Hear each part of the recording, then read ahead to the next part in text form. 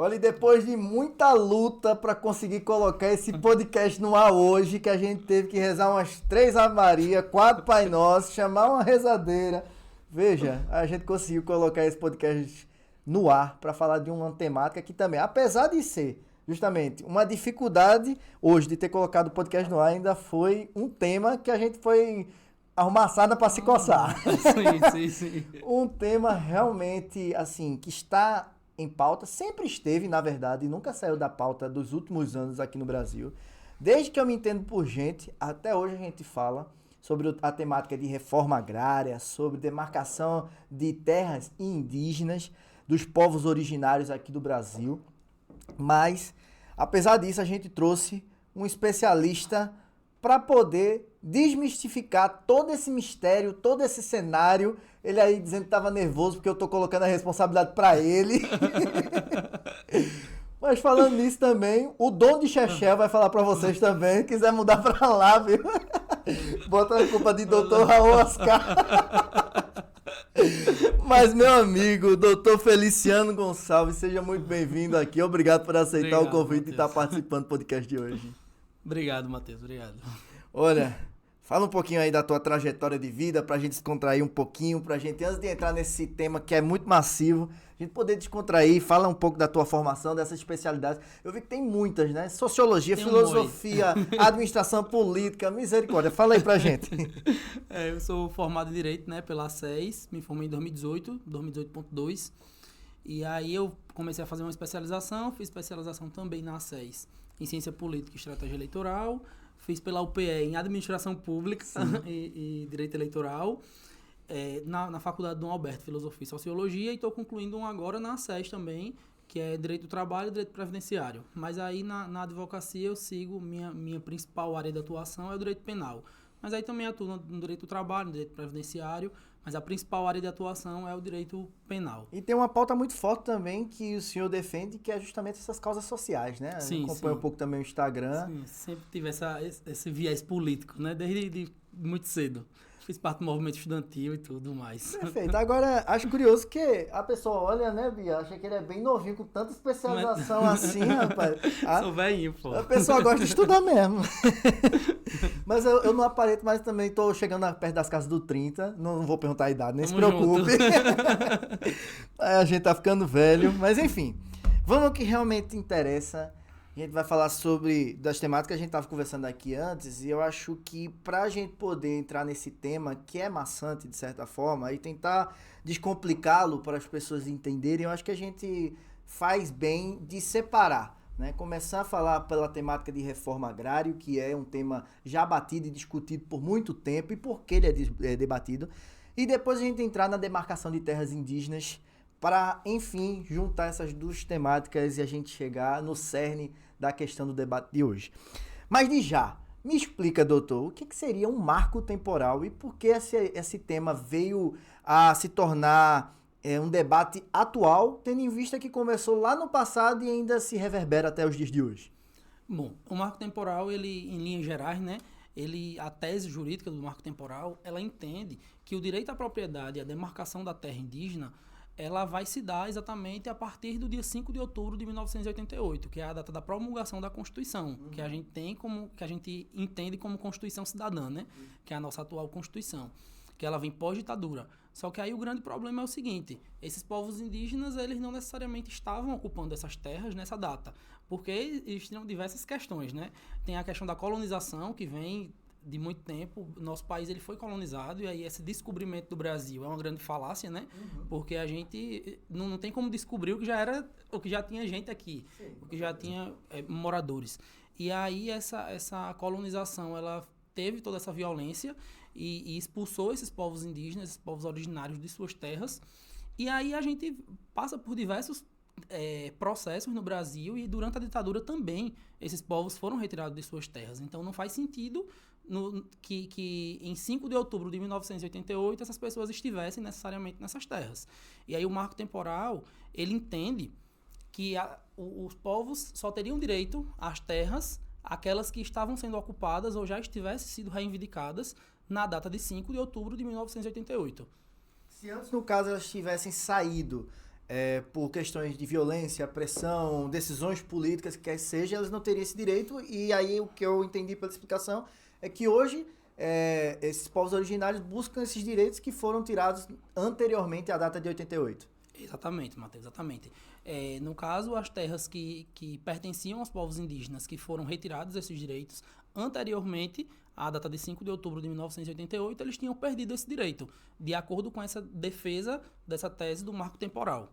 Geralmente, quem é que seria contra essa defesa do marco temporal? Porque a gente sabe, a favor, são, além dos povos originários, tem também a questão das pessoas políticas, esses entes políticos que defendem, as organizações que defendem eles. Mas por trás a gente sente e sabe que existem outros interesses. Geralmente quem é que defende contra? Seriam ruralistas? Enfim, é uma pergunta mais para a gente entender com quem está lidando, né? Com quem está lidando essa briga política, digamos assim. Então, na realidade, os ruralistas, os mineradores, os grileiros, eles desejam que o marco temporal ele seja estabelecido. Porque aí essa terra que não estava sob o domínio, digamos assim, dos povos originários, a partir de anterior a 1988, desculpa, deu uma gaguejada aqui, eles perderiam... A gente aqui tá ao vivo, não. A gente aqui, olha, uma maior... Vou contar um segredo para vocês. Não estamos ao vivo. Um dia seremos ao vivo, mas ainda não estamos. Então, esse pessoal ele seria beneficiado, porque essas terras elas não seriam reivindicadas pelos povos originários.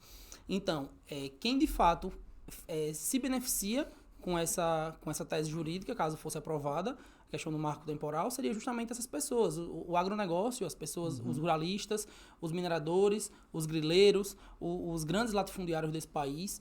E aí tem muitos políticos que têm interesse nessa pauta, né? Inclusive a maior representação no Congresso hoje, a maior representação no Congresso Nacional defende essa pauta, defende essa parcela da população. E aí quem é contra a questão do marco temporal, que não queria que o marco temporal fosse de fato estabelecido, entendendo que esse direito é um direito anterior até mesmo ao direito, à formação do Estado de Direito brasileiro, são as pessoas, são os povos indígenas, sobretudo, são as instituições ligadas aos povos indígenas, são aqueles defensores dos direitos humanos, são as pessoas, digamos que os políticos mais ligados à esquerda, os movimentos sociais, as pessoas que são militantes pela questão da causa do direito ambiental, é basicamente essa camada da população. Eu pergunto isso, doutor, porque além dos povos originários, a gente é inserido a uma série de debates dessa população que, de certa forma, necessita de um reparamento histórico. Por quê? Durante a faculdade, meu ensino médio, quando eu passei pelo IFPE, eu fiz trabalhos com resiliência quilombola. E a gente também vê uma luta dos remanescentes quilombolas na busca de consolidação de suas próprias terras, que por direito foram para eles, né? E em questão também de uma... Como é a palavra que se usa para... Recompensa, não. Qual é a palavra? Reparação. Reparação histórica. Perfeito. E aí, nesse sentido... Poxa, ela espirrou, eu pensei que ela tava falando. Eu pensei que ela ia falar alguma coisa. Quem sabe faz ao vivo, louco. Olha, eu bati aqui no microfone, ele tá funcionando ainda, né? Pelo amor de Deus, que eu tenho essa mania. Como já diria o Faustão, né? Quem sabe faz ao vivo. Mas, voltando à temática, por que eu comento isso? É porque nesses temas de resiliência quilombola, a gente observa a necessidade desses debates sempre estarem se atualizando. E aí vem à memória um caso de grilagens de terra que ficou bastante conhecido e difundido no Brasil pelo assassinato da irmã Dorothy. Lá atrás, eu acho que quem estuda direito ambiental, de certa forma, estuda esse caso especificamente, porque foi um caso que repercutiu. Emblemático, né? Emblemático. Quando ela, na verdade, não era contra a grilagem de terra, ela dizia assim, vocês fazendo isso de forma errada, para mim tanto faz, eu só quero que você retire 10% da sua terra para ter um investimento no futuro. Ou seja, eu planto de forma consciente para o futuro. E aí, por que eu estou entrando em toda essa temática? Porque a gente entende que a demarcação de terras indígenas não é só importante como o intuito de preservar a cultura e a história dos índios, obviamente, mas por um controle climático global, tendo em vista que eles vivem basicamente nos territórios onde tem maior concentração de floresta amazônica, de produtos naturais. E aí é basicamente nesse sentido que eu quero perguntar ao senhor. O que seria, então, de fato, interessante a gente analisar a partir desse aspecto, dessa luta pela demarcação de terra indígena com foco na defesa climática?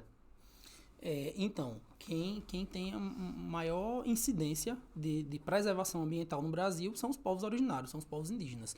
E aí a gente, menos de 1%, aliás, cerca de 1% do desmatamento no Brasil, que é em grande escala, a gente vê que é nas áreas que são demarcadas de propriedade dos povos originários, dos povos indígenas. Uhum. Então, assim, é uma porcentagem mínima diante do desmatamento que existe no Brasil.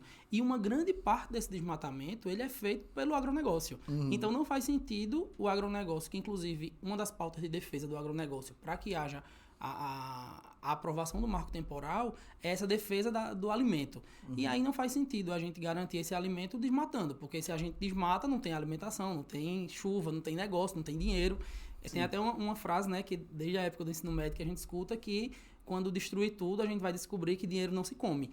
E isso é de fato. Se a gente começa a tirar os povos originários, os povos que defendem de fato a preservação ambiental, começa a tirar essas pessoas dos territórios, começa a ter um genocídio dessas pessoas, como aconteceu com os povos Yanomamis recentemente, a gente vai ver que, de fato, vai acontecer o que já tem acontecido no mundo todo, que é esse superaquecimento, essa alta absurda nos preços dos alimentos, e quem se prejudica, no fundo, na realidade, somos nós também. A gente está debatendo uma questão que aparentemente parte do direito dos povos originários, mas isso também interfere diretamente na nossa vida, porque é um ciclo, né? A gente tá todo mundo interligado. E aí outro debate que entra em cima dessa temática é a prioridade política também. Eu acredito que o Estado, como um órgão não só de executar, é de fiscalizar. Então, qual é o limite, então, do agronegócio de poder gerar um lucro, um aumento no PIB, um aumento no lucro do Brasil, ao ponto de também conseguir preservar? A gente consegue delimitar, de certa forma, um limite para esse envolvimento, tanto do agronegócio como da preservação natural? Sim, isso é um conflito gigantesco, né, no Brasil, assim, que inclusive diverge opiniões políticas, né, de diversos deputados, diversas frentes parlamentares, diversas frentes políticas. Mas, assim, a gente precisa entender que é necessário, sim, é necessário o plantio, é necessário a colheita dos alimentos, até porque a gente sobrevive à base disso. Todavia, é importante a gente preservar o meio ambiente. Não adianta a gente desmatar tudo, passar, como foi uma expressão utilizada, né, passar com a boiada em cima de tudo e a gente desconsiderar a questão ambiental. Acho que precisa, de fato, ter esse desenvolvimento sustentável e a gente fazer esse equilíbrio. A gente conseguir, de fato, fazer esse equilíbrio do agronegócio com a preservação ambiental. Porque não faz sentido a gente investe no agronegócio e não investe na preservação ambiental. E aí, infelizmente, muitas pessoas que defendem a pauta do agronegócio deixam de considerar a necessidade, inclusive para o próprio agronegócio, inclusive para o próprio interesse financeiro dos grandes fazendeiros, dos grandes empresários, da preservação ambiental. Porque se não tiver essa preservação ambiental, não faz sentido, não vai ter como ter essa geração de lucro e de renda também.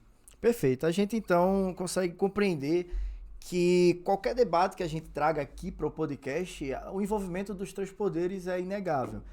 E aí, para tentar ilustrar melhor ao pessoal que está assistindo a gente, eu acho que a gente pode, então, voltar um pouco na temática e explicar o que de fato seria a reforma agrária e por que ela se discute com frequência aqui no Brasil e qual é o embasamento legal que a gente tem para poder tratar sobre essa reforma.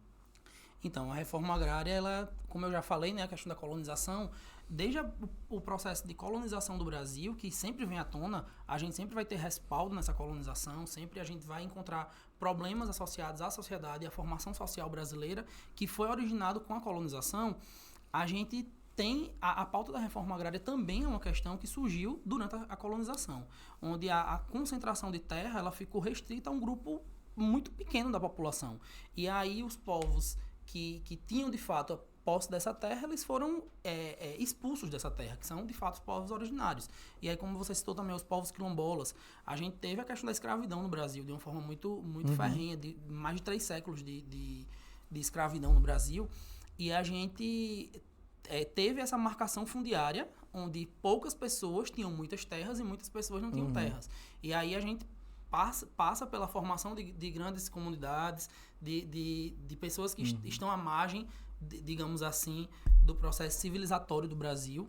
E essas pessoas, elas foram, de fato, colocadas à margem. Aí, quando a gente fala hoje de reparação histórica, as pessoas dizem, não existe reparação histórica. Como não existe reparação histórica se as pessoas, elas foram historicamente colocadas às margens? Sim. E aí, essa divisão da terra, ela foi feita desde o princípio, nessa colonização, de uma forma muito desigual.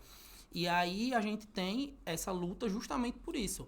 Porque, inclusive, a gente tem um movimento, que é um dos movimentos mais antigos e mais organizados do Brasil, que é o MST, que luta sobre essa questão da reforma agrária há muito tempo, que é justamente um debate sobre terras improdutivas.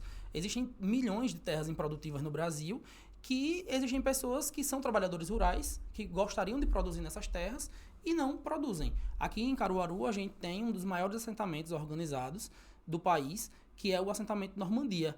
E lá tem um centro de formação Paulo Freire. Inclusive, as escolas de Caruaru, não sei se é do seu conhecimento, mas as escolas de Caruaru, elas utilizam da merenda do que é plantado lá no assentamento Normandia. Então, assim, o MST, ele durante a pandemia, inclusive, ele distribuiu arroz orgânico. Ele produz, aqui em Normandia, aqui em Caruaru, se produz cuscuz orgânico. Então, assim, a gente tem uma produção orgânica, uma produção em larga escala do movimento dos trabalhadores rurais sem terra, que luta constantemente por essa reforma agrária e que não é regulamentado, que não existe um interesse público, um interesse um interesse político de se resolver isso. E aí a gente tem o artigo 184 da Constituição, que garante essa reforma agrária, que garante essa distribuição da terra de uma forma justa, de uma forma igualitária para todas as pessoas, mas infelizmente esse dispositivo legal ele é desconsiderado e ele é sequer debatido. A gente tem pouco esse debate e esse debate sempre vem à tona, mas ele nunca é sanado. Porque não existe um interesse político e porque isso isso ataca diretamente o lobby dos grandes empresários, dos grandes fazendeiros, dos grandes grileiros, dos donos de terra. E aí é muito difícil combater esse pessoal, né? Enfrentar esse pessoal de frente. Sim.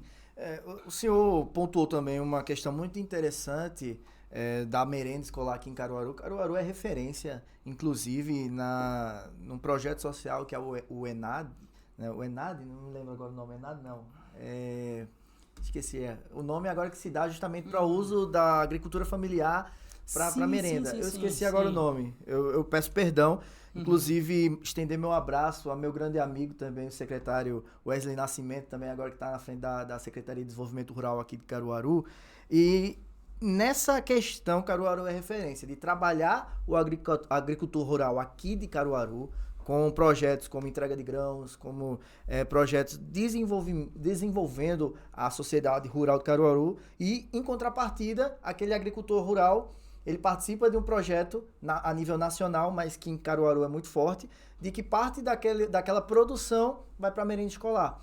Então, produtos frescos, produtos novos, produtos extremamente bem preservados também, que fogem um pouco daquela concentração de toxinas, enfim, dessas drogas que se colocam nos produtos, porque é algo orgânico, algo natural.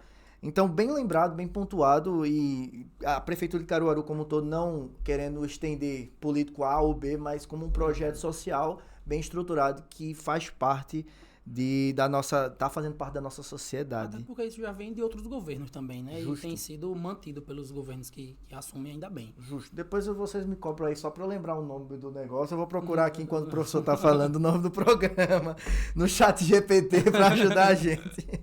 Mas, você falou um pouquinho também do movimento MST. Eu acho que já era grande discussão e a gente não vai entrar em méritos políticos, né? Eu acho que não cabe a gente, e vale destacar sempre que a gente está falando sobre política, que qualquer opinião refletida por nossos entrevistados não reflete nem necessariamente a minha opinião ou a opinião do Costa Marinho Eleutério. A gente está tratando sobre políticas públicas que faz parte também do envolvimento como um todo do jurídico. Mas a minha pergunta é, o que de certa forma existe um debate a influência do MST tanto para a ocupação dessas terras como também de uma parte negativa, digamos assim, deles também estarem tomando o que seria uma terra produtiva para negócios e afins, que a gente sabe que tanto a direita defende esse ponto, como a esquerda defende a ocupação de uma agricultura familiar, digamos assim, também. Então, Matheus, e pode ficar à vontade, tá, doutor? Só para deixar claro. Ninguém é imparcial, o senhor tem o seu posicionamento político, né? pode falar, viu? Ok. Então, sobre essa questão do MST, eu acho muito importante a gente pontuar que há muito tempo, a gente não via candidaturas próprias do MST. E aí, como eu falei, né? Então, eu meti na mão aqui no microfone. Mexeu não foi no áudio aí? Não, tá tudo certo. Me avisa, ela... ok. Manda mensagem.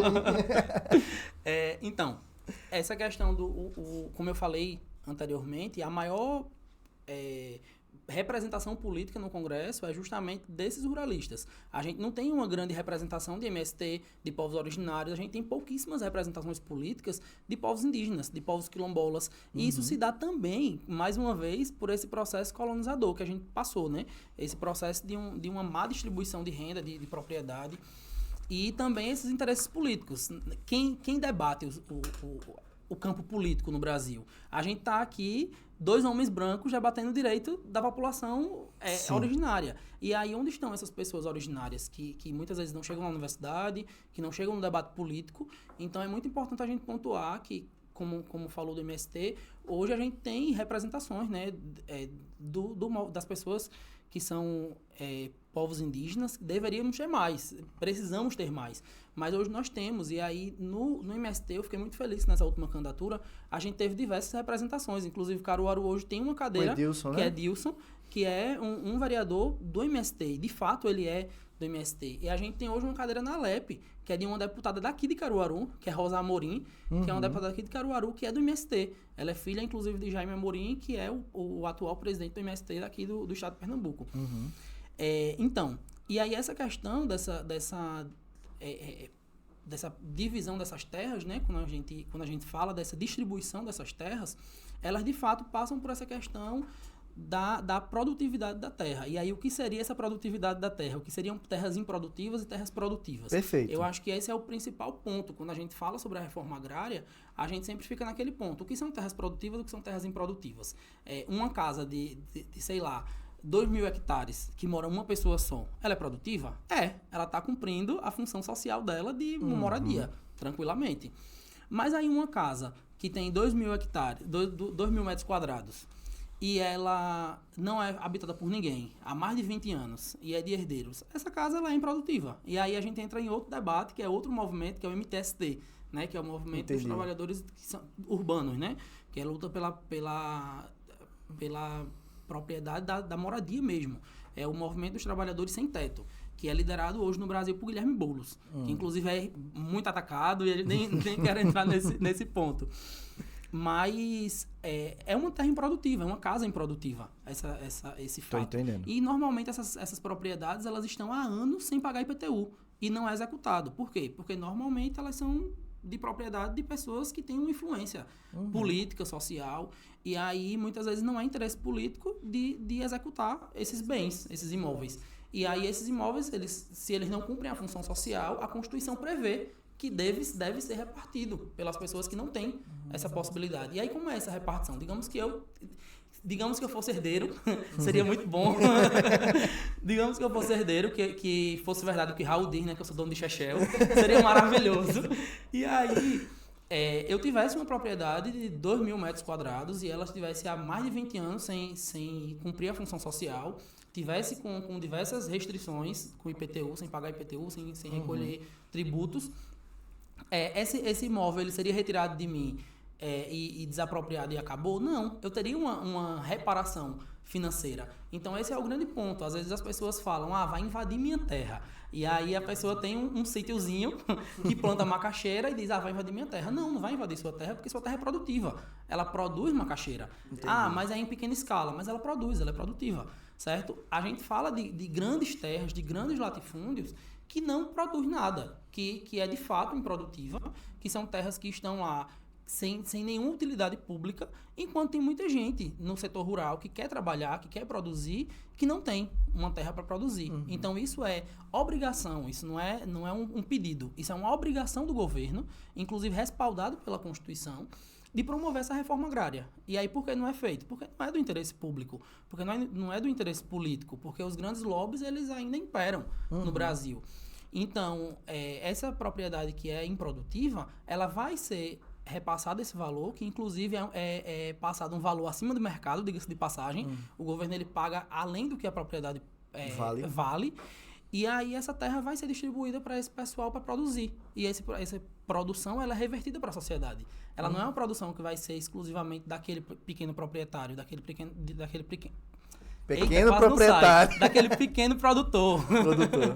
Não vai ser daquele pequeno produtor apenas. É algo que vai ser revertido para a sociedade. Como eu dei o exemplo do MST aqui de Caruaru, que produz para as escolas municipais. Eu pesquisei aqui, o ChatGPT me salvou. Deu uma ajudada. O nome é PENAI do programa. É o PENAI, que é o Programa Nacional Educacional da Alimentação Escolar, né? Então é o PENAI. Mas, pois não, pode continuar. Não, é isso, acho que eu concluí.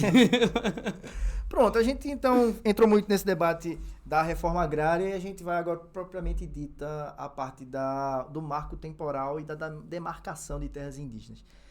A gente já passou por alto, mas explicando exatamente o que seria a demarcação das terras indígenas, o que seria esse conceito? Como o próprio nome diz, né, seria de fato uma demarcação de um território indígena, onde as pessoas que bem entenderem não poderiam ultrapassar os limites daquela área. Mas no caso essa terra, então, os índios eles têm essa terra, como você estava falando, você tem uma terra produtiva independente, eles têm esse direito de preservar a cultura e a sociedade para eles. Eles não necessariamente precisariam ter um contraponto ao governo. Essa coisa aí que realmente eu fiquei pensando nesse sentido agora que você estava falando. Ao governo em que sentido, assim? No sentido dele ter que dar alguma troca. Porque, geralmente, o que a gente vê? Esses produtores rurais, eles plantam, né? Sim. Mas por eles serem os povos originários e ter esse direito, eles não precisam necessariamente dar alguma coisa em troca, né? Sim. Quando a gente fala sobre os povos indígenas, a gente fala de um direito originário. São os povos originários, Isso, é um direito ponto, originário. E aí, o que seria esse direito originário? O direito originário, ele é realmente um direito que não é garantido com o direito positivado. Ele é um direito que surge, que existe antes mesmo de existir o Estado de Direito, antes de existir o Estado brasileiro, antes do Brasil ser descoberto. Já existia esse direito originário. E aí esse direito ele não é reconhecido ele não é garantido pela Constituição, ele é apenas reconhecido. A Constituição cidadã, ela só vai garantir, só vai reconhecer esse direito, só vai dizer, afirmar esse direito. Mas ele já foi garantido, desde quando os povos originários eles já habitavam aqui. E a gente não sabe nem a partir de quando. Aí vamos buscar nas fontes históricas. Mas aí a gente não tem como definir esse marco temporal, dizer a partir de quando esse povo estava aqui. Não faz sentido. E, sobretudo, que nessa colonização, como eu já falei, essas pessoas foram retiradas. No período ditatorial, que a gente passou 21 anos de ditadura no Brasil, de 1964 até 1985, a gente viveu uma ditadura. Nesse período, foi um período onde mais com exceção do período colonizador, a gente teve uma retirada de direito desses povos, de saída dessas terras e essas terras sendo destinadas aos grileiros, aos latifundiários, e aí esses povos não estariam nessa terra justamente porque eles foram retirados, ok? E aí quando a gente fala desse retorno para a sociedade, o grande retorno que os povos indígenas já dão à sociedade há séculos, há milênios de existência, é justamente essa preservação, porque a gente precisa para viver da preservação ambiental, porque a gente parte da questão de que o mundo está cada vez mais quente, está cada vez mais calor. A gente vai ter, inclusive, como antes da gente começar, tu tinha mencionado, vai ter a COP30 aqui no Brasil, em Belém do Pará, e aí é muito significativo o mundo estar de olho no Brasil nesse momento, porque é um momento de grande destruição ambiental no mundo inteiro.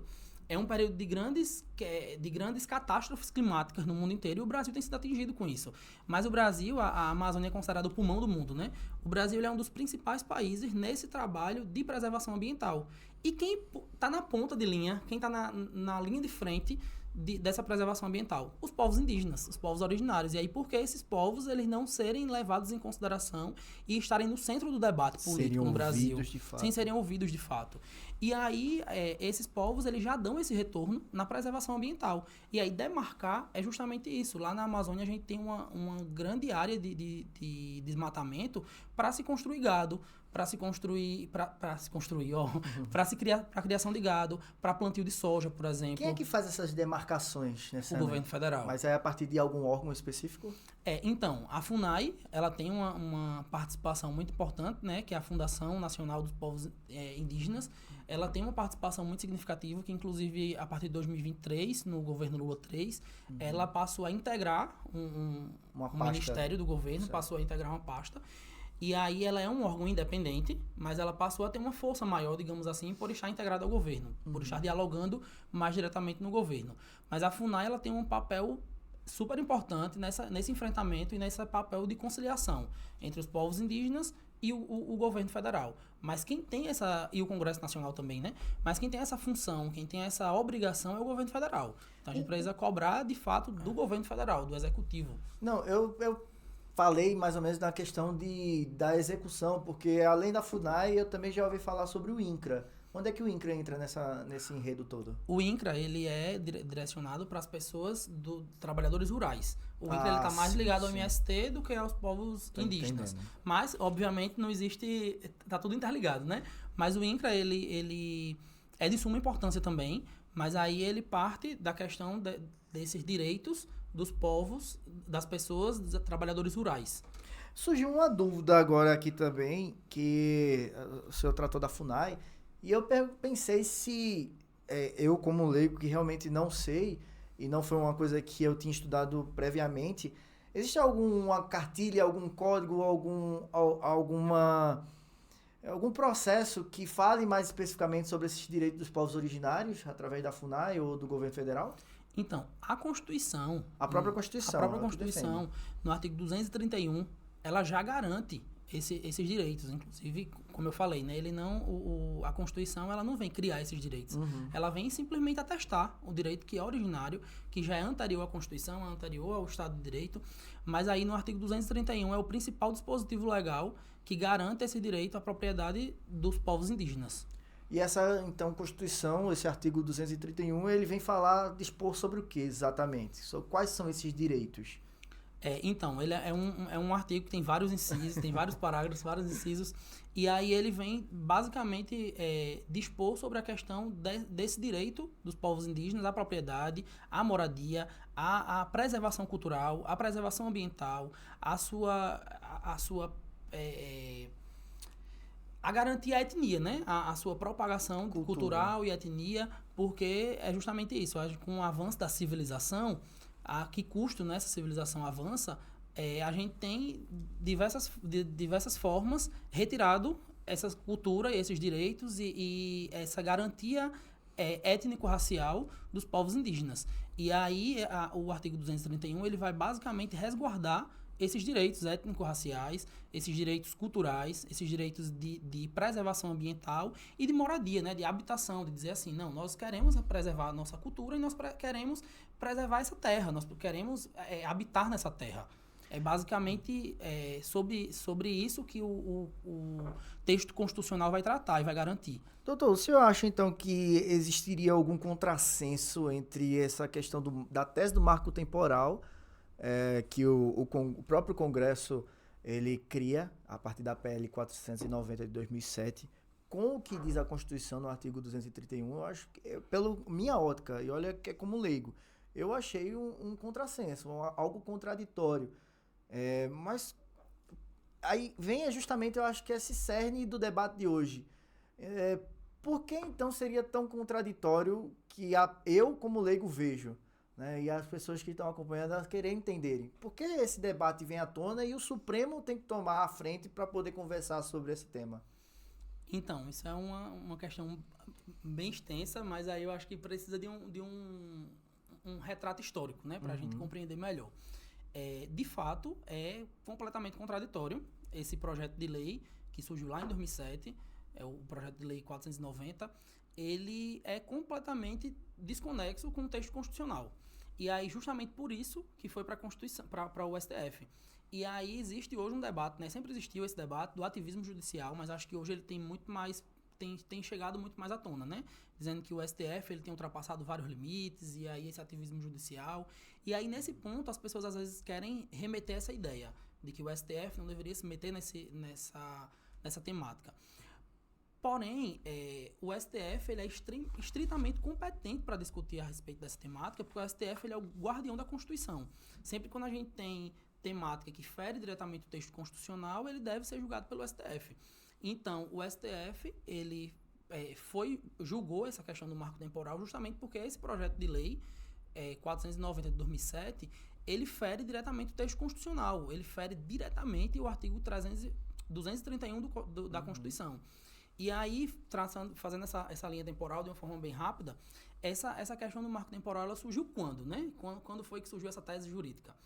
No ano de 2005, teve um conflito ali em Roraima, na terra indígena Raposa Serra do Sol, e aí o então presidente, que era Lula, ele garantiu o direito aos povos indígenas. E aí isso gerou uma repercussão e ficou naquela. As pessoas que não eram indígenas, que produziam naquela terra, saíram e os povos indígenas assumiram a terra, que era uma terra originariamente dos povos indígenas. E aí, quando foi em 2007, o Congresso promulgou essa lei, esse projeto de lei, instaurou esse projeto de lei. E aí, em 2009, essa discussão vai para o Supremo. Essa discussão porque esse projeto de lei fere diretamente a Constituição, como já falei. E aí, em 2009, o Supremo, por 9 votos a 2, 9 votos contrários ao marco temporal, contra 2 a favor do marco temporal, ele chega na ideia... Não, desculpa, eu confundi aqui as bolas. Esse 9 contra 2 foi em 2023. Desculpa. Foi em 2023. 2023. Voltando, rebobinando a fita. Só pra gente ter uma noção de tempo, né? Isso, 2009 até 2003 voltar à tona e hoje a gente tá debatendo 2025. sobre isso. Um tema que surgiu lá em 2005, debate, uma disputa por terra que surgiu lá em Roraima, certo? Sim. E aí em 2009 esse tema chegou no Congresso, né? E aí em 2021 voltou a ser debatido. Por quê? Porque em 2009 o marco temporal ele não foi aprovado, de fato. Porém, esse marco temporal, esse termo jurídico, marco temporal, ele surgiu nessa decisão do STF. Eles não reconheceram o marco temporal, mas surgiu esse tema, essa ideia. E aí, como ficou algo controverso, diversos tribunais, diversos juízes de primeiro grau ficaram confusos.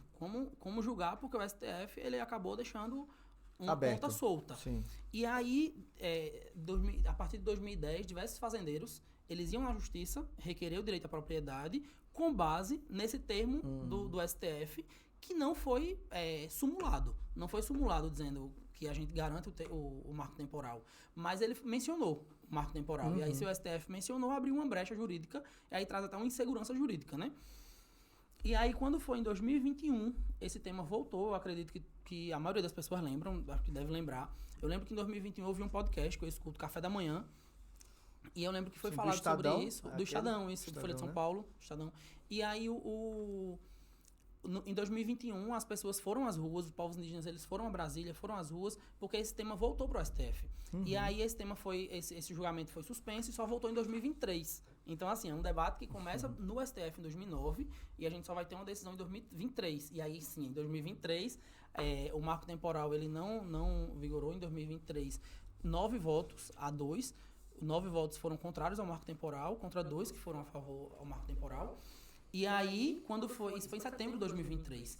Em outubro de 2023, o Congresso ele aprovou o projeto de lei 14.701, que garantia o marco temporal. Então, assim, é um contrassenso gigantesco desde o princípio. Sim. Em 2007, eles entram com um projeto de lei que é completamente contrário ao dispositivo legal da Constituição.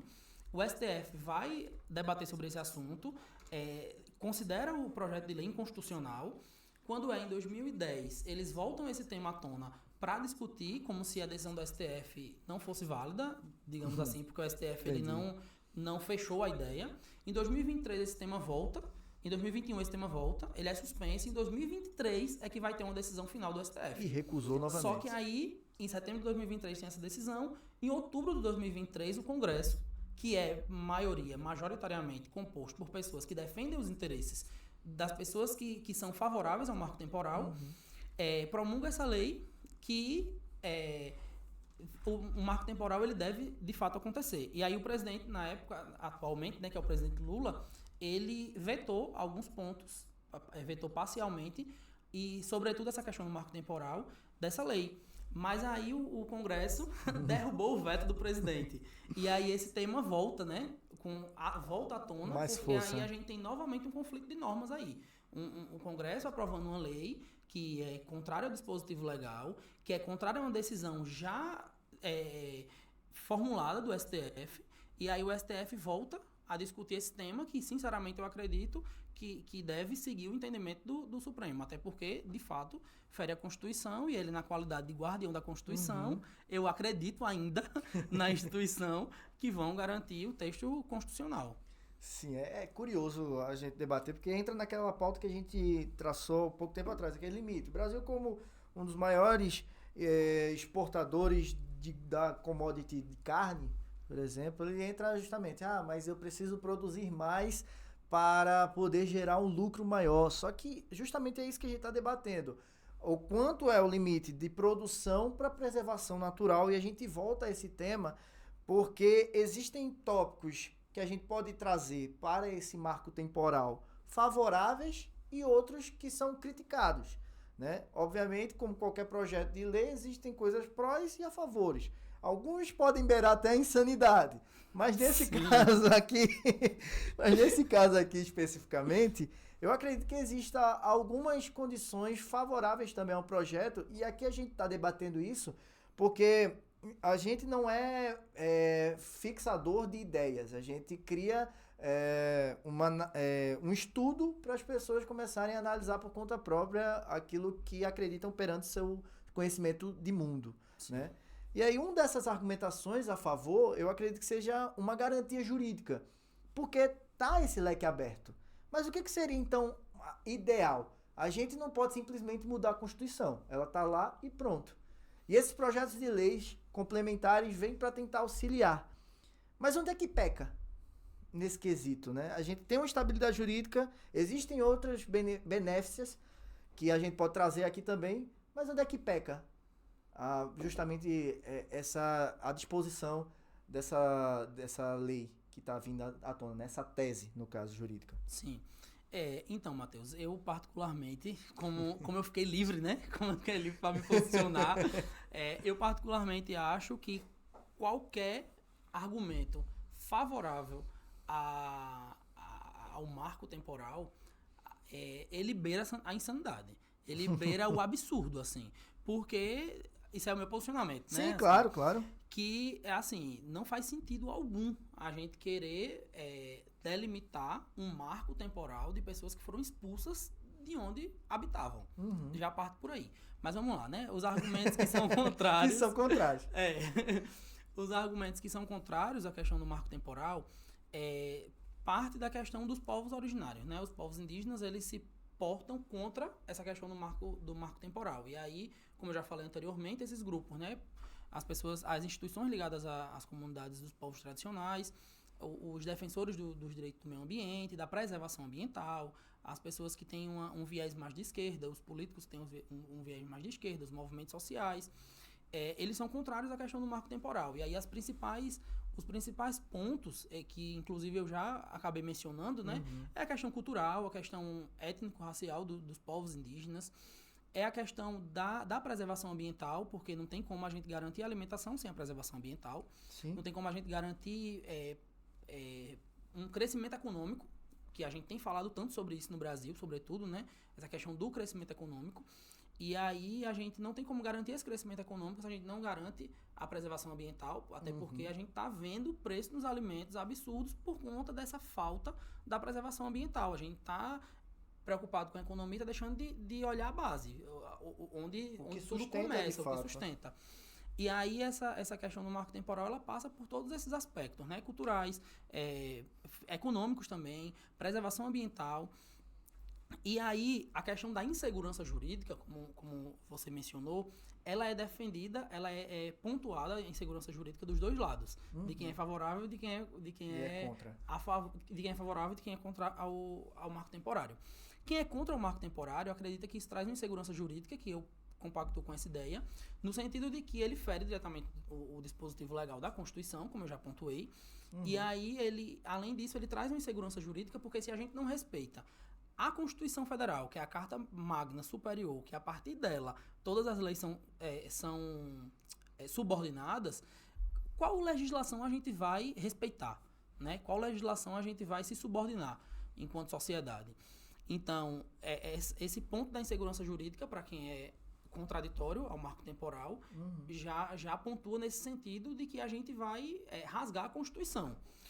E aí vamos falar dos argumentos para quem é a favor do marco temporal, Sim. né? E aí, pegando o gancho da insegurança jurídica, quem é a favor do marco temporal fala justamente sobre essa insegurança jurídica em outra perspectiva, que diz o seguinte, eu que já possuo essa terra, digamos que eu comprei essa terra, digamos que essa xícara aqui é uma terra, e aí eu possuí essa terra após 1988 ou antes de 1988, e aí sem esse marco temporal eu vou ficar com uma insegurança sobre esse meu direito à propriedade.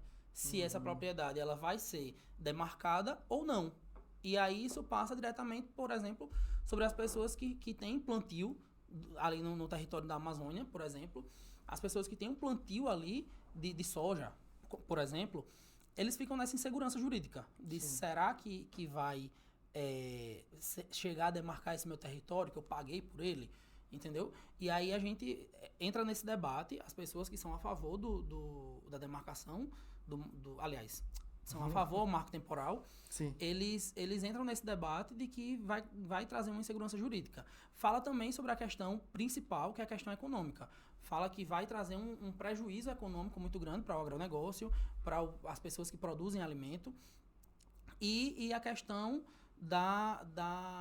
do fornecimento, né, desse medicamento, meu Deus, desses alimentos, e a questão econômica tanto dos produtores quanto da sociedade em geral. E aí fala sobre a questão do PIB, que aí o agronegócio ele é responsável por uma grande parcela da economia girar no país.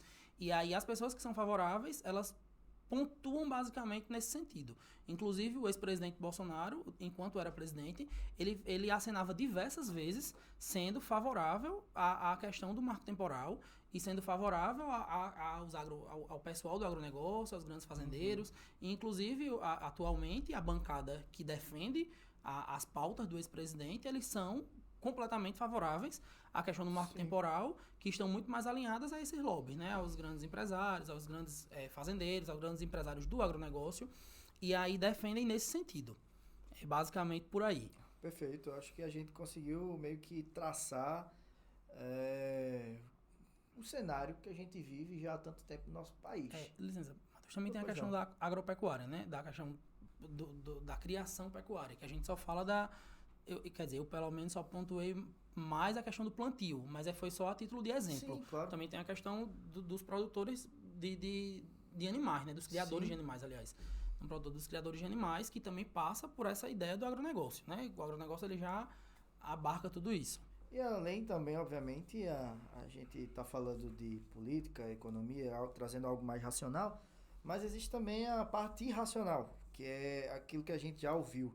Eu, quando estava citando que quando eu fazia o IFPE, eu estudei meio ambiente, o curso técnico, e a gente sempre ouviu no curso que quem tem terra tem poder. Então tem toda essa parte irracional também das pessoas ainda buscarem esses métodos, essas grilagens de terra que ainda hoje existe, mas pouco falado, e a gente logo mais a gente vai falar também da imprensa, da mídia, como o quarto poder que de fato é e se ainda é, e tendo em vista agora também o advento, nem é mais advento, mas é bonito falar dessa forma, o advento da internet, mas nesse sentido. Outra pauta que eu acho bastante interessante a gente ressaltar é o motivo pelo qual a gente trouxe essa temática essa semana especificamente.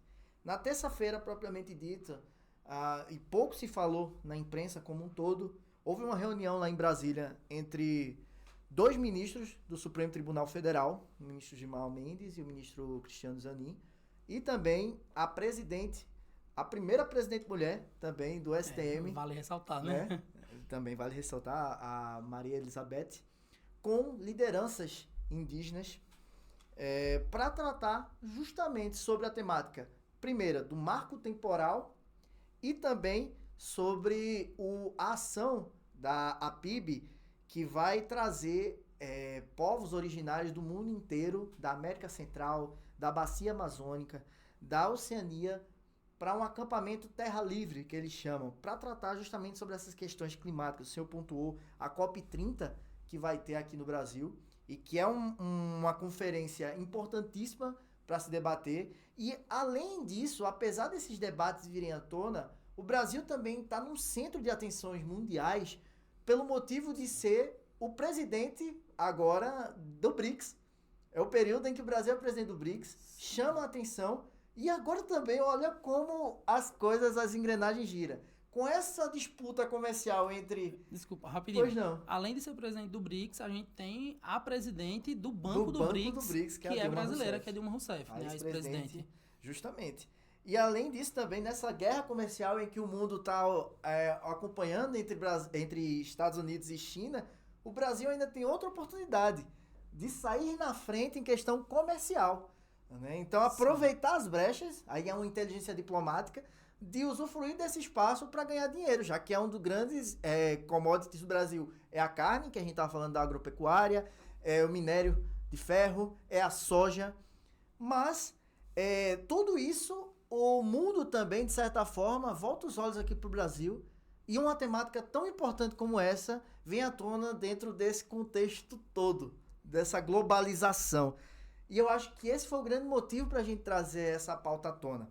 Mas a minha pergunta com toda essa narrativa que eu trouxe é justamente se o Brasil já é um país em que, historicamente, é favorável a movimentos sociais, a tratados internacionais. O Brasil faz parte de algum tratado internacional específico que defenda também essa demarcação, essa preservação dos territórios dos povos originários?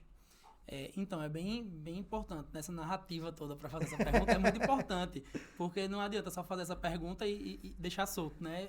Essa narrativa é muito importante. Inclusive, eu aprendi já muito hoje aqui, porque, inclusive, eu não sabia. Eu até comentei com o Matheus antes da gente entrar no ar, que eu não sabia dessa reunião. Quando você mandou para mim o tema que eu fui pesquisar, eu vi dessa reunião que a mídia, de fato, não está falando. A gente tem, tipo, uma mídia completamente... tímida nesse sentido. Uhum. Não tem... Gostei é medo, do tímido. Parece que Foi bem educado. Bem educado. Bem parcial. É uma mídia bem tímida para falar sobre isso. E aí eu vi essa questão na mídia, na imprensa independente, né? Inclusive eu vi um vídeo de Anitta. Anitta falando sobre isso. Então, assim, Anitta tá falando sobre isso e a grande imprensa não tá falando, tipo... Por que motivo? Inclusive, meu TCC na ACES fala sobre a necessidade da regulamentação da mídia, lá em 2018. Meu TCC da graduação. Aí é debate e outra questão, a regulamentação da mídia. Mas aí, com relação aos tratados internacionais, o Brasil ele é signatário de todos os tratados internacionais dos direitos humanos, né? O Brasil ele faz parte, inclusive, ele é signatário da Convenção Interamericana de Direitos Humanos, ele é signatário dos tratados internacionais que pautam sobre os direitos humanos e direito à propriedade, porque o direito à propriedade ele está diretamente ligado aos direitos humanos. Direito à moradia, direito à propriedade, direito à alimentação, ele está diretamente ligado aos direitos humanos. Então, o Brasil, ele sai na frente nesse ponto, porque o Brasil, no meio de todos esses olhos voltados para o Brasil, no meio de todas essas questões geopolíticas, o Brasil ele também é signatário nas questões de direitos humanos. Então, se a gente for olhar essa questão especificamente do marco temporal, além de ferir a Constituição, que é a nossa Carta Magna, nossa legislação suprema, vamos dizer assim, além de ferir isso, ele fere também os tratados internacionais que o Brasil é signatário. Então, assim, é um problema gigantesco. Não é só com relação à Constituição, mas também com relação aos tratados internacionais que o Brasil é signatário. Só para também deixar ciente, porque eu assim, as pessoas acham que eu sou jornalista e eu sei de tudo. Aí eu li isso de signatário, eu não sabia o que era, eu fui pesquisar o que era signatário. Acontece. Tô explicando, porque tem muito conceito do jurídico aqui que eu fui aprendendo trabalhando com o povo do juridiquês, falando assim, né? Mas aí, por isso que eu também tive essa ideia desse podcast e levei a Dr. Lucas, por justamente tem muitos conceitos do direito, que é coisa prática do dia a dia, que a gente não sabe o que é. E às vezes a gente fala como se fosse óbvio para todo mundo, né? Justamente, mas assim, o signatário é quando o Brasil, linguagem mais prática na minha, assina. Ele faz o acordo, ele tem um assinamento de documentos. Então é basicamente isso. O Brasil ele assinou esse acordo, ele faz parte, compactua com esse tratado. É basicamente isso, para quem está acompanhando também entender o que é signatário. Isso. Traduzindo aqui, Mateus Aurélio. Desculpa, eu tento tratar de uma forma mais informal, mas acontece. Se preocupe, não. Faz parte da sua função. O juridiquês, ele, por mais que a gente lute, o juridiquês ele faz parte da gente. Não se preocupe. Mas a gente pelo menos está debatendo um assunto denso de uma forma orgânica. Eu, pelo menos, estou sentindo que mesmo que eu não estivesse estudando sobre o assunto, eu saberia entender. O meu motivo de estudar é justamente para eu ter um embasamento para me perguntar ou fazer perguntas mais completas. Né? Não ser algo vago. Só o que é reforma agrária? Isso todo mundo pergunta. Então, o meu objetivo como jornalista também é a gente tentar abordar esses temas de uma forma que a população comum ela sinta qual é o impacto dela na vida dela. Independente se eu falo da política global como a política daqui. Vamos voltar então à temática que eu acho que a gente está caminhando para o final. E aí a gente tem esse embate entre o judicial, entre a instância, o poder jurídico e o poder legislativo. Dentro desse embate, como é que você observa que vai funcionar? Vai ficar esse jogo de cintura? O Congresso aprova, o STF cancela, recusa, volta para o Congresso, ele faz outra PL, vai para o STF. Como é que você enxerga que vai ter esse embate daqui para frente? Então, isso é uma pergunta bem complicada, né? Porque eu pontuei já anteriormente dizendo que eu acredito que vai prevalecer a decisão do STF. E eu continuo acreditando nisso. Eu acredito que a decisão do STF ela vai prevalecer. Eu acredito que o STF, inclusive, ele vai reafirmar esse entendimento de 2023. Pelo motivo óbvio, que é a questão do texto constitucional. O STF ele tem a obrigação de garantir, de resguardar o texto constitucional. Ele é o guardião da Constituição. Então, uma vez que fere o direito constitucional, o texto constitucional, então o STF ele precisa não atender aos anseios populares, mas garantir a efetividade da Constituição. Porém, infelizmente, no Brasil está bem complicado de se governar, né? A gente tem um termo que eu aprendi na especialização em ciência política que fala do presidencialismo em coalizão. E aí é justamente isso. Hoje, o presidente está muito difícil de governar, sobretudo com o Congresso que a gente tem aí, né? Um Congresso que majoritariamente tem feito diversos ataques às instituições, inclusive ao STF, como eu mencionei anteriormente. Isso não vem da população. Isso vem do poder político, isso vem do legislativo da gente. Eles têm feito um ataque direto ao judiciário, um ataque direto ao STF. E com isso eu não estou falando que o judiciário do Brasil é perfeito, nem que o STF é perfeito, não estou dizendo isso. Mas que as instituições, elas precisam, para que tudo funcione perfeitamente, as instituições elas precisam ser independentes e precisam ter sua liberdade no trabalho. E o judiciário ele não atende os anseios populares. Não deve atender os anseios populares como o poder político, como o legislativo. O judiciário ele tem que garantir a efetividade legal, a efetividade legislativa. E aí o poder legislativo ele legisla com base nos anseios populares, mas o judiciário ele precisa fazer com que essa legislação ela seja de fato efetivada, ela seja de fato garantida. E aí o STF, ele nessa posição de guardião da Constituição, e aí algumas pessoas vão dizer que o STF manda no Brasil, a gente pode dizer que o STF, ele de fato tem legitimidade direta para tratar sobre esse tema, porque eles, como eu já falei várias vezes, na função de guardião da Constituição, eles os ministros do STF, é quem tem o poder de fato de fechar esse debate. E aí, uma vez que o STF ele junta uma súmula vinculante, e aí traduzindo o que é uma súmula vinculante. Obrigado. A súmula vinculante é um enunciado. O STF ele vai dar um enunciado que normalmente é um enunciado curtinho, que parte de uma decisão gigantesca. Parte de uma decisão gigantesca, a gente tem aí anos de debates, e aí quando o STF bate o martelo, digamos assim, ele faz um enunciado curtinho, pontuando. o marco temporal ele não é aprovado por esse ponto, por esse ponto, por esse ponto, resguardando a Constituição nisso. E aí, essa súmula ela é vinculante, por quê? Porque ela vincula a todas as decisões do país. E aí, quando ele organiza essa súmula vinculante, nenhum órgão, nenhum poder, ele pode formular legislação que seja contrária a essa súmula vinculante. Entendi. Ela tem uma força normativa, ela tem uma força de lei.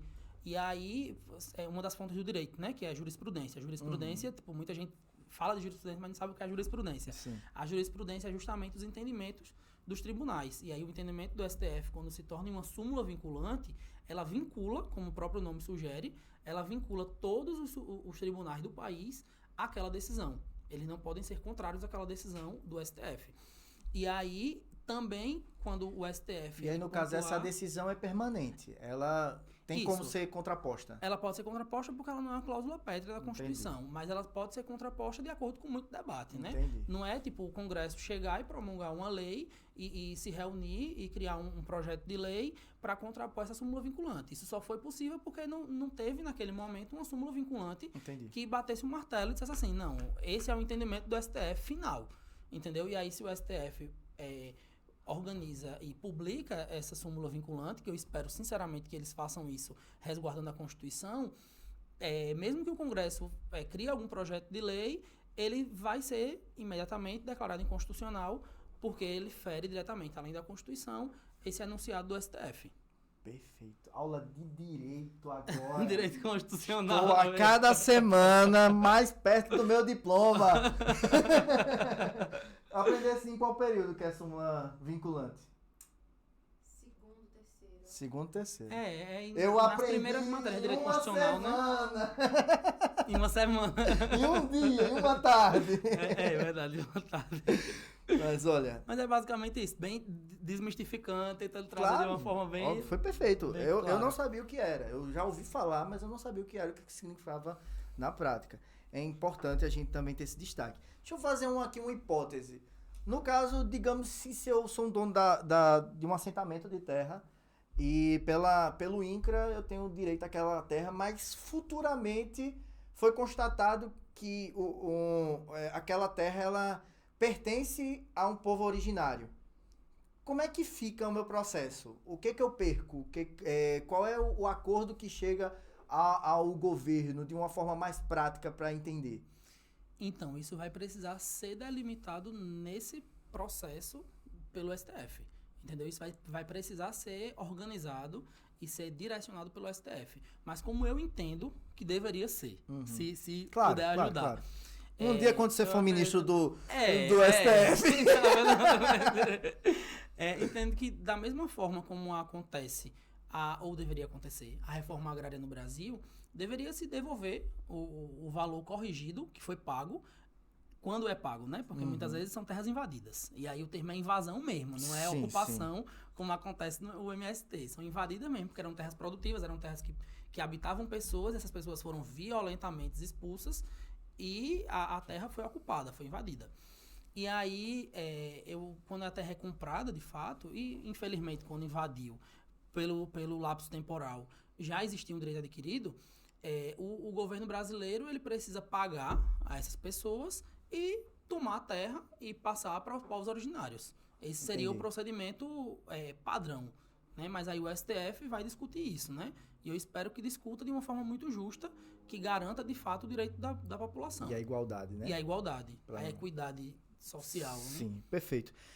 Para finalizar, eu acho que a gente pode entrar nesse assunto do papel da mídia e da sociedade como um todo desse processo. Porque, de qualquer forma, a mídia tem a função, como o quarto poder que a gente estava falando, de gerar informação e formar o cidadão. Mas a sociedade de estar atenta a esses debates também tem uma importância de cobrança, né? Ao poder público.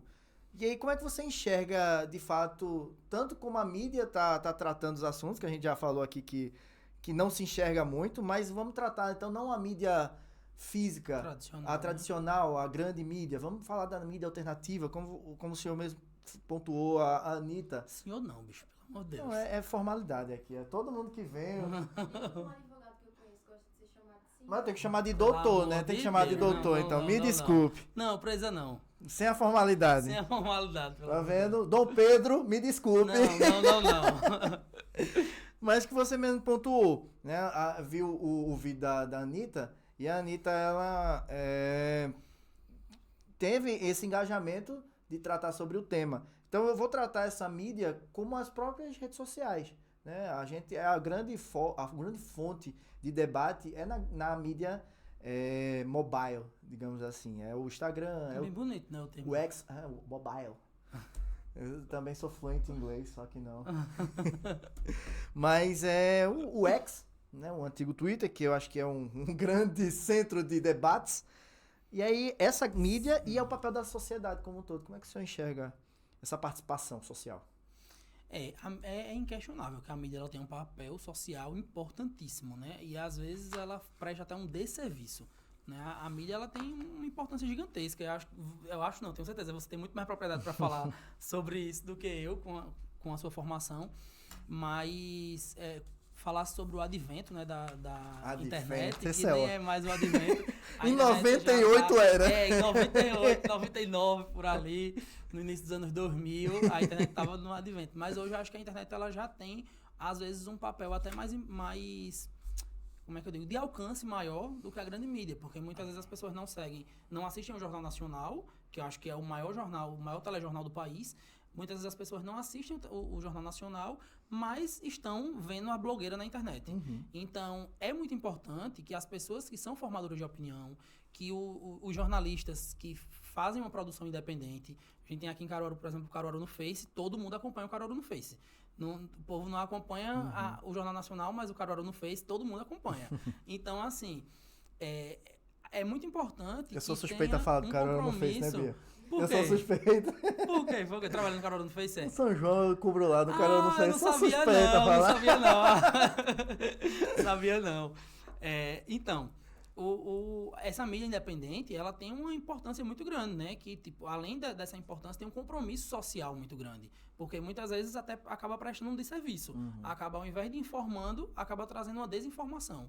Então, é muito importante que a mídia, nesse papel de conscientização social, ela esteja, de fato, comprometida com a população. Sim. E aí eu não estou dizendo para assim, alinhar a esquerda ou a direita, cada pessoa tem seu posicionamento, cada instituição tem seu posicionamento, mas que tem muita responsabilidade em passar essas informações. Sim. Passar as informações de uma forma correta, de uma forma concatenada com a realidade, e também que busque o bem comum, né? E aí, independente do lado político, mas que busque o bem comum e que tenha responsabilidade, sobretudo, com a verdade. Porque, às vezes, a gente vê um monte de mentira sendo espalhada na internet, e aí a PL dos fake news, por exemplo, as pessoas nem querem, os grandes lobbies políticos nem querem que passe, porque se beneficiam, né? Quem se beneficia com esse monte de fake news que é jogado... com inteligência artificial, piora ainda mais, né? Exatamente. Com essa onda de inteligência artificial, piora mais ainda, porque você pode pegar um vídeo meu, botar o que você quiser, falando com a minha voz, fazer o movimento da minha boca. Então, assim, a gente precisa ter muita responsabilidade. Imagina se a gente fizesse isso. Imagina. O senhor falando aqui, dizendo que era a favor ao marco temporal. Queimava o doutor. Misericórdia. Então, aí, principalmente com essa incidência da inteligência artificial, né, fica mais crítica ainda a situação. Então, eu acho que, sobretudo, os profissionais da área, é importante que tenha esse compromisso social. Mas também não só as pessoas que são profissionais, porque hoje tem muita gente que não é profissional da área, que tem feito o papel como se fosse. E aí que essas pessoas, mesmo que não tenham prestado um juramento, mesmo que não tenham aprendido um código de ética, mesmo que não esteja submetido a esse código de ética, que tenham um compromisso social, né? Porque isso parte diretamente sobre a vida delas também. Não é quando a gente fala comprometimento social, a gente fala povo, a gente fala sociedade, parece que a gente está a parte disso, né? Mas a gente está inserido nisso. Quando a gente fala de sociedade, a gente está inserido nisso. Então, quando se fala do profissional e da pessoa que está ali propagando uma informação, ela está inserida nesse contexto. Então, é um compromisso com ela mesma. Com a sociedade que também diz respeito a ela mesma. Acho que é basicamente por esse ponto, por essa linha. Perfeito. Eu acho que para complementar a fala, a tua fala, é que a imprensa como um todo, seja a imprensa da grande mídia ou independente, ela recorta os fatos sobre a ótica na qual defende, né? Eu sempre digo para todo mundo que me acompanha, tanto no Instagram como em outras plataformas, como agora no YouTube, que toda a história tem dois lados, a moeda tem duas verdades. Então, assim, independente do seu lado político, eu sempre recomendo. Você pode assistir X imprensa, que é o que defende, digamos, o seu lado. Mas assiste também um outro para você ter um balanço, entender os dois lados da moeda. É aquele o velho dilema que a gente enfrenta quando está na faculdade do jornalismo. A gente vê um acidente. Esse acidente, você enxerga esse acidente do outro lado da rua e eu enxergo aqui de frente. A minha visão do acidente é uma, a tua é outra. Mas é o mesmo fato. Então, assim, as interpretações são diferentes e é um complemento. Agora, nesse conceito que a gente vive... O direito trata muito sobre isso também, né? Também. O direito trata sobre o mesmo fato, de posições diferentes, de pensamentos óticas diferentes. Justamente. E isso é a vida. É a vida. A gente... Comportamento social, né? E a gente tem a construção social da gente a partir da nossa família, da nossa base, das instituições na qual a gente participa, do nosso convívio social como um todo, e a gente vai construindo nossa visão de mundo. Isso é a vida, a gente faz escolhas no decorrer da vida que vai seguindo. E aí, esse conceito de fake news que o senhor trouxe, eu acho bastante interessante a gente trazer essa informação também, é que principalmente após a pandemia, no decorrer da pandemia, após a pandemia da Covid-19, em que foi intensificado esse conceito de fake news, a gente entra numa polarização aqui no Brasil e que essa polarização entra um conceito fundamental no jornalismo que é tratado até os dias de hoje, que é o conceito de pós-verdade. Eu não sei, o senhor estudou filosofia? Não falo senhor, eu não vou conseguir desassociar, não. Você estudou filosofia, sociologia, deve ter ouvido falar desse conceito de pós-verdade. É o seguinte, naquilo que eu defendo e que é a favor daquilo que eu defendo é verdade, independente de quem fale. Naquilo que eu não acredito e falam contra, naquilo que eu acredito e falam contra é mentira. Então, assim, existe essa polarização. Tudo que fala contra meu presidente é verdade. A favor é verdade. Como verdade absoluta, né? Verdade absoluta. Tudo que é contra o meu presidente, então é mentira. E o Brasil se polarizou de uma forma assustadora, que eu tenho muito medo dessa polarização, nesse ponto, né? Que aí, se a gente vem falar, por exemplo, marco temporal, e aí eu digo, não, eu sou contra o marco temporal, já vem todo o estigma, é petista, é lulista, e aí se eu digo que sou a favor, bolsonarista, se polarizou num ponto Justo. Que não tem meio termo não, mas não. Justo. E é curioso, a gente até já debateu aqui em outros programas do podcast, que o Brasil, nessa polarização, a gente até fez uma prospecção para as próximas eleições e que a gente está vendo um movimento retornando da direita, a tendência da direita ao poder, não só pela ascensão de Donald Trump nos Estados Unidos, mas por não ter uma divergência clara entre o que é direita e esquerda hoje no atual governo que a gente vive, né? Então, quando Demais.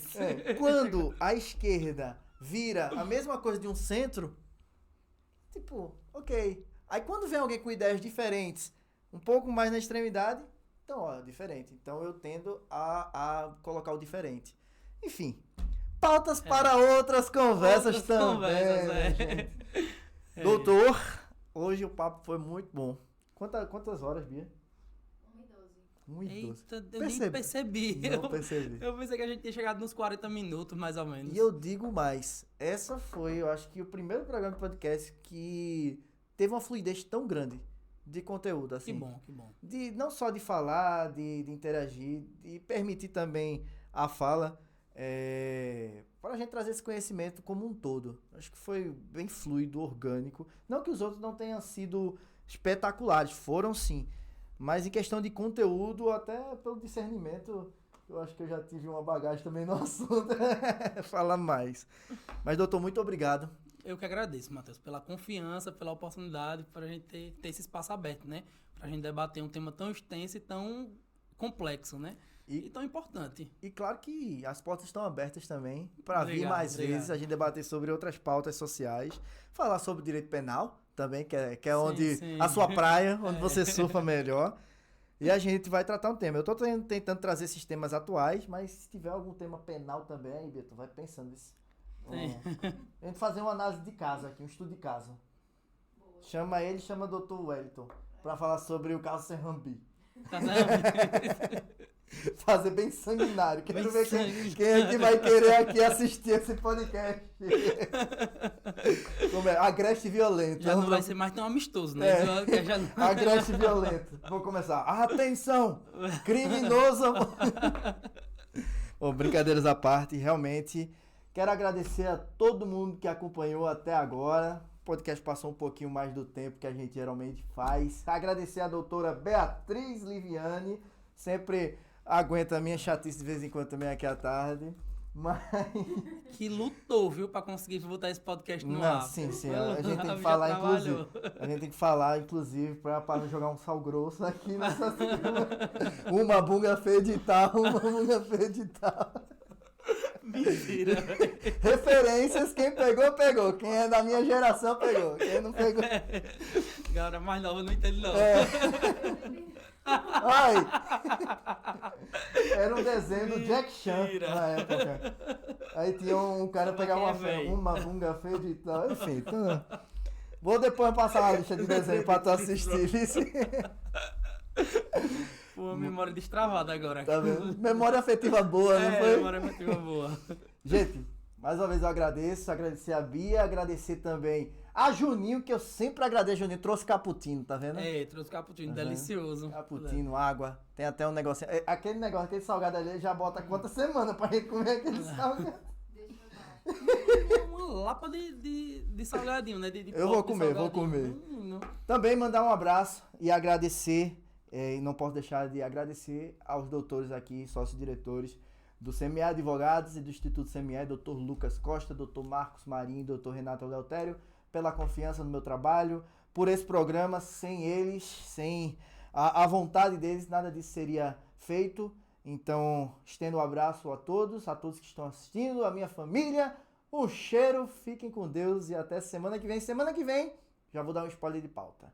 Esse mês é o mês da conscientização sobre o autismo, o TEA, e a gente vai trazer nada mais, nada menos do que o professor da SES, Dr. Felipe Villanova, para conversar sobre os direitos da pessoa com transtorno, transtorno é aspecto. Espectro autista.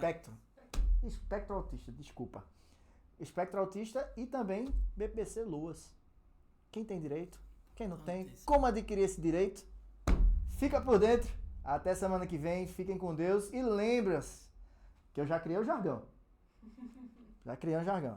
Notícia boa é notícia compartilhada. Abraço!